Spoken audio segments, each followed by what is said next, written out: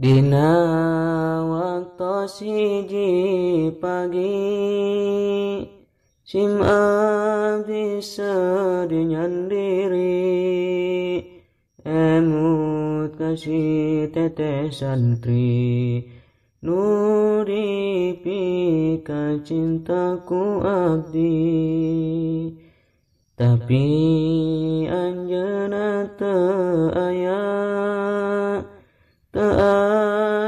ngatunkeun kula di dinya kula nalangsa sabab dikantun ngadua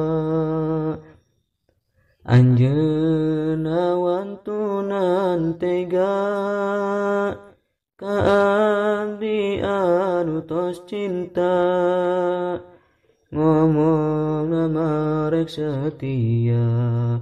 horeng malah ngadua tapi nyatana mana anjeunna malah ngadua apa nu kitu setia nu kitu dusta ngaranna sim abdi kedah waspada ka awewe zaman ayeuna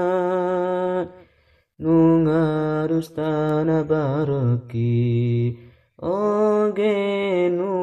alingkar janji demi kesenangan nyalira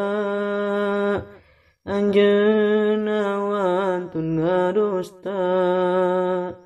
anjeunna anu buat janji anjeunna ge nu ngingkari